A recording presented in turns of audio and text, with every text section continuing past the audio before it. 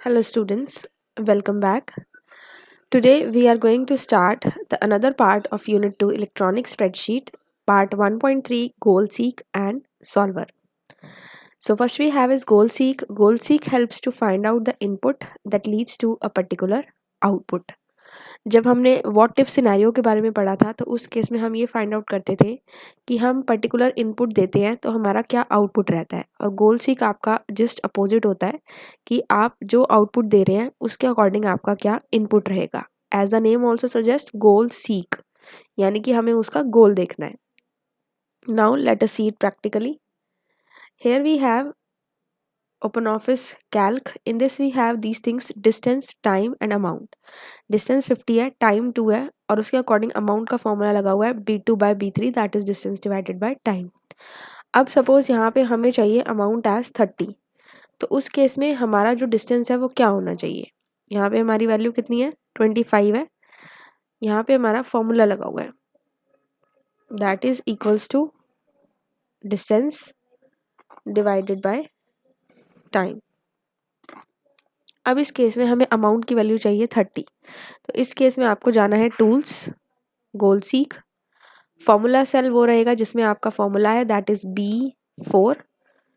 Target value आपको क्या target चाहिए, यानी कि क्या आपको वैल्यू चाहिए, हमें अमाउंट चाहिए 30। और वेरिएबल सेल आप किसको चेंज करके 30 लाना चाहते हो, सपोज आप डिस्टेंस को चेंज करना चाहते हो तो आप डिस्टेंस सेल को सेलेक्ट करोगे that is the cell B2 and click on okay. Now it says goal seek successful, insert the result into the current cell. अगर आप इसमें उस रिजल्ट को लेना चाहते हैं तो आप यस करेंगे। यहाँ पे हमारा जो इनपुट आ रहा है दैट इज 60, यानी कि अगर हमें 30 अमाउंट चाहिए तो उस केस में हमारी जो डिस्टेंस है that should be 60। Here it will come as speed. Okay, तो अगर हम 60 को 2 से डिवाइड करें तो हमारा आएगा 30। तो इस केस में जो हमने टाइम पहले लिया था 2 वही है। यहाँ हमने पहले डिस्टेंस 50 लिया था, हमने इसको चेंज कर दिया, यानी कि अगर हमें स्पीड 30 चाहिए तो उस केस में हमारा गोल सीक से डिस्टेंस की वैल्यू कितनी आ गई, 60। अब सिमिलरली अगर हम ये चाहते हैं कि डिस्टेंस 60 रहे और टाइम को हम चेंज करना चाहते हैं और स्पीड हमें 45 चाहिए, तो इस केस में क्या करेंगे, टूल्स में गए, गोल सीक में गए, अगेन फॉर्मूला सेल हमारा क्या रहा, B4 same. Target value suppose हमें चाहिए 45 और वेरिएबल सेल हम ले लेते हैं, इस बार हम टाइम को चेंज करना चाहते हैं, click on this that is B3। Now click on okay. अब says goal seek successful, insert result into the current cell. अगर आपको चेंजेस चाहिए तो आप यस कर देंगे, अदरवाइज आप नो कर सकते हैं। हमने कर दिया यस, तो अब आप यहाँ पे देखिए डिस्टेंस की वैल्यू आपकी 60 है और टाइम चेंज हो गया, जो कि पहले 2 था अब हो गया 1.3333। तो ये होता है आपका कंसेप्ट गोल सीक का, जिसमें आप एक पर्टिकुलर आउटपुट देते हैं और उसके अकॉर्डिंग आपका पर्टिकुलर इनपुट निकल के आता है। इसके बाद हमारा नेक्स्ट टॉपिक है दैट इज सॉल्वर। तो solver is also like the goal seek, लेकिन ये थोड़ा सा इलेबोरेट फॉर्म होता है जहाँ पे हम मल्टीपल इनपुट्स और आउटपुट के साथ काम कर सकते हैं। गोल सीक में हम क्या कर रहे हैं, एक टाइम पे एक ही वैल्यू को चेंज कर पा रहे हैं। जैसे अभी हमने एग्जांपल देखा तो एक टाइम पे या तो हम डिस्टेंस चेंज कर रहे हैं या हम टाइम चेंज कर रहे हैं, लेकिन सॉल्वर के अंदर क्या होता है कि आप मल्टीपल इनपुट और आउटपुट के साथ काम कर सकते हैं और इसमें जो इक्वेशंस होती हैं वो मल्टीपल वेरिएबल्स के साथ यूज होती हैं। तो इसका भी हम एग्जाम्पल देखते हैं। यहाँ पे आपके पास सब्जेक्ट है और मार्क्स है, Hindi, English, SST, science, IT और परसेंटेज। हम इसको ब्लैंक रख देते हैं। यहाँ पे हमने इसको कर दिया डिलीट और इसको भी हमने कर दिया डिलीट, कोई भी वैल्यू हमने नहीं रखी। और हमने यहाँ फॉर्मूला लगाया हुआ है that is equals to sum E3 to E7, यानी कि हिंदी से लेके आईटी के मार्क्स का ऐड करके 6 से डिवाइड किया जिससे हमारी परसेंटेज आई है। अब हमें क्या करना है, हमें इन दोनों की वैल्यूज़ को फाइंड आउट करना है और हम ये करते हैं कि हमारी परसेंटेज इस केस में 65 आ जाए और उसके अकॉर्डिंग हमें साइंस और आईटी के मार्क्स पता लग जाए कि अगर हमें परसेंटेज 65 चाहिए तो हमारे साइंस और आईटी के मार्क्स क्या होने चाहिए बेस्ड अपॉन सम कंडीशंस। तो हम कौन से मेन्यू में जाएंगे, टूल्स में, go to the solver option और यहाँ से आप क्या करेंगे, सबसे पहले आपको लेना है टारगेट सेल, यानी कि जिसमें आपका टारगेटेड आउटपुट आएगा वो आपका कौन सा सेल है, that is our E8। So here we have is E8। इसके बाद आपका है वैल्यू, आपको क्या चाहिए, हमें परसेंटेज की वैल्यू चाहिए 65। किस किस सेल को आप चेंज करना चाहते हैं, हम चेंज करना चाहते हैं सेल B6 और B7 को, सॉरी E6 एंड E7 को।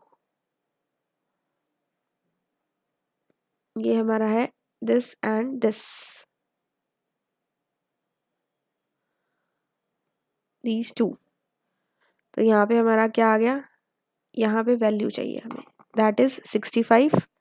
इस सेल में हम जाएंगे और यहाँ से हमने इन दो सेल्स को सेलेक्ट कर लिया, that is E6 and E7।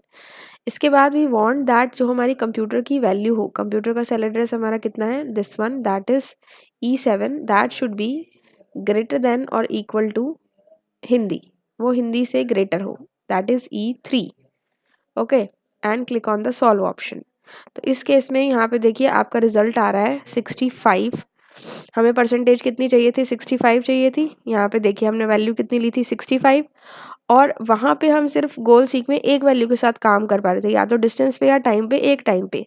यहाँ पे हम दो दो वैल्यूज़ के साथ काम कर रहे हैं। हाँ, यहाँ पे हमें मार्क्स जो हैं वो हम किस किस के ले रहे हैं, साइंस के भी ले पा रहे हैं और आईटी के भी, दोनों के मार्क्स हमारे पास आ रहे हैं। और हमने कंडीशन भी लगा दी कि जो E7 सेल के अंदर मार्क्स हैं वो ग्रेटर देन और इक्वल होने चाहिए E3 से। E7 में किसके मार्क्स हैं, आईटी के। आईटी में जो मार्क्स हैं या तो वो ग्रेटर देन हो हिंदी से या उसके इक्वल हो। तो इस केस में अकॉर्डिंग टू द कैलकुलेशन इसने उसको 58 लिया और साइंस के मार्क्स इसने कैलकुलेट करके 99 बताए, जिससे कि हमारे सभी सब्जेक्ट्स को ऐड करने के बाद 6 से डिवाइड करने पे हमारी परसेंटेज बनेगी 65। तो इस केस में यहाँ पे हमें इस रिजल्ट को रखना है, तो यहाँ पे हम करेंगे कीप रिजल्ट। यहाँ से हमने किया कीप रिजल्ट, तो आपका जो परसेंटेज की वैल्यू है दैट गेट्स इंक्रीज्ड, और ये हमारी हो गई that is 65। Okay, so this is the way you have to perform the solver operation. In this case we have done both the things, goal seek and solver. Just try this practically. I hope you have understood this concept, and if in case any doubt is there you can ask in the comment section.